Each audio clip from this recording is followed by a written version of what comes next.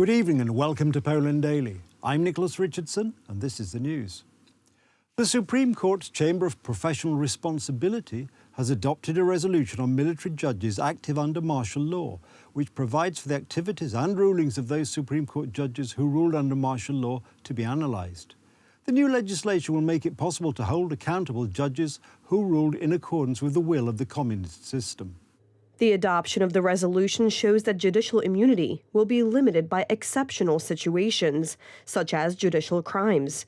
In addition, the Supreme Court ruled that the concept of crimes against humanity can also include communist crimes committed once.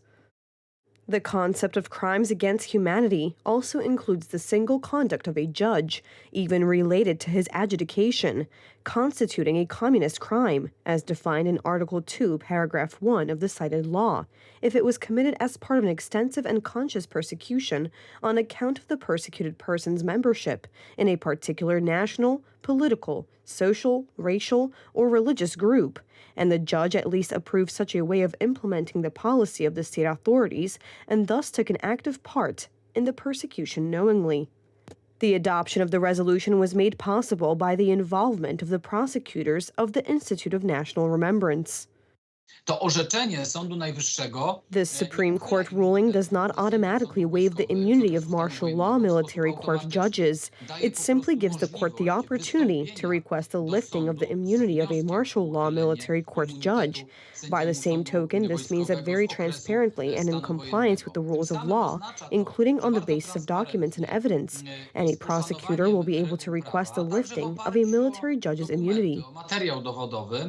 On the basis of the resolution, an analysis may be carried out of the activities and rulings of Supreme Court judges who ruled under martial law. We have them under professional responsibility, which consists of judges of a new generation who have such a fresh perspective on issues, such as the activity of judges during the martial law period. The resolution of the Professional Responsibility Chamber mainly concerns military judges. We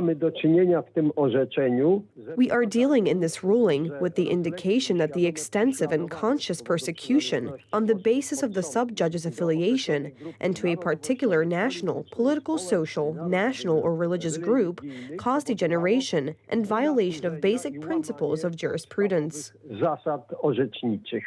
After the collapse of the People's Republic of Poland, no settlements were made in the judiciary from the martial law period. At the time, the courts were subordinate to the communist repressive apparatus directed against the opposition. Martial law was a completely illegal and unconstitutional act.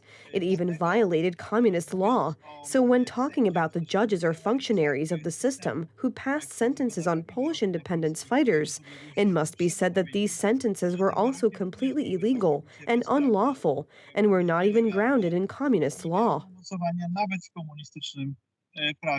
In addition, judges appointed by the Communist State Council of the People's Republic of Poland still sit in the Supreme Court and common courts today. We are talking about Józef Iwulski, among others. Although he was suspended in 2021, he continues to take up judicial duties at the Supreme Court, as the National Council of the Judiciary pointed out in May of this year. Iwulski was a member of the jury that on December 21, 1982, imposed a 3-year sentence of absolute imprisonment on Leszek Wojnar, a solidarity activist, for printing and distributing leaflets. Józef Iwulski is a functionary of the communist regime who, under the dictates of the communist authorities, passed illegal and legal sentences on opponents of communist rule, on Polish independence fighters, knowing that he had no right to pass judgment in this way, that he was passing judgment on the basis of illegal laws. If to this day someone holds such a high position in the entire structure of the judicial hierarchy, this is a scandalous thing. But it shows exactly what we have come to by not holding the judicial apparatus accountable for this communist past, because it has never been done. The National Council of the Judiciary has repeatedly stressed that Iwulski was appointed to the Supreme Court with a significant formal defect, as he did not meet the requirement of having served as a judge for 10 years. German police found 30 migrants packed into the back of a van which was detained in Forst, near the border with Poland on Wednesday. Police in the federal state of Brandenburg, which borders Poland, detained more than 108 people on Wednesday morning, the vast majority of them from Syria. There's a certain risk in what the smugglers are doing. 30 people, that's a lot in such a van. If you take a look inside, that vehicle isn't secure. And with the way he was driving, he obviously didn't care about his passengers in the back, but only cared about himself. And that's what we expect with smugglers. We sometimes face a high risk of them trying to escape and of them trying to resist arrest. We do what we can with the material and staff we have, and we try to catch as many as we can. Our main goal is to catch the smugglers, so it was a good day for us today. We could prevent smuggling. Who knows what else would have happened here? The perpetrator is arrested and done. The chairman of the German Federal Police Union, Heiko Tegatz, sharply criticized the German government, saying they were currently doing everything wrong that can be done wrong.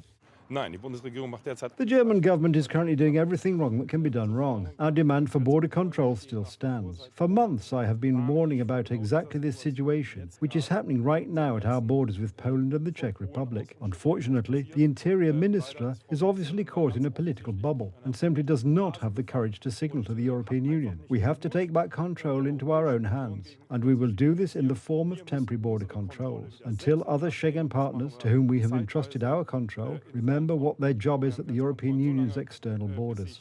The debate over migration is heating up in Europe, with Germany having suspended a deal to take in migrants and refugees arriving in Italy last week, before deciding again to take in refugees after the recent arrival of thousands of migrants on the tiny Italian island of Lampedusa. The 575th day of the Russian invasion of Ukraine.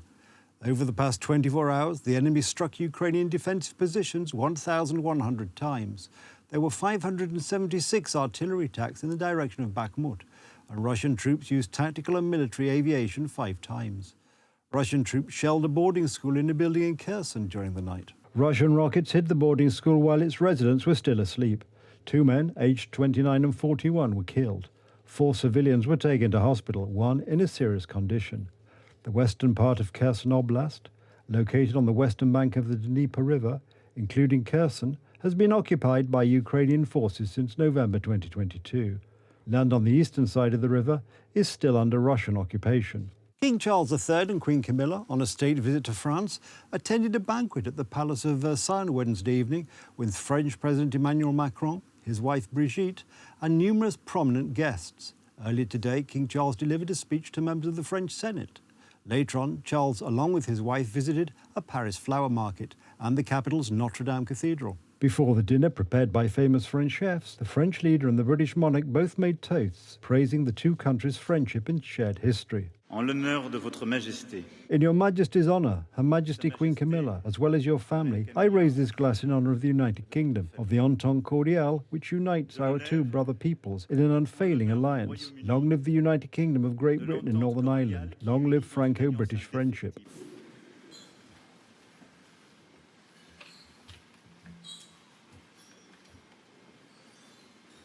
Je voudrais donc, si vous me le permettez, I would therefore like, if you allow me, to raise a toast to Mr. President, Mrs. Macron, and the French people, as well as to our Entente Cordiale and the Agreement for Sustainable Development. May it last, faithful and constant, throughout the centuries that await us, against all obstacles.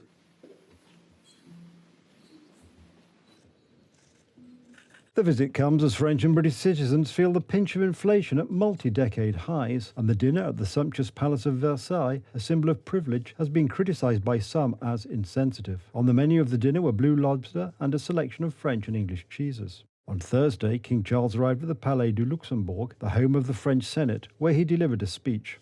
inspired and encouraged by my grandmother's and my late mother's example, France has been an essential part of the fabric of my own life for as long as I can remember.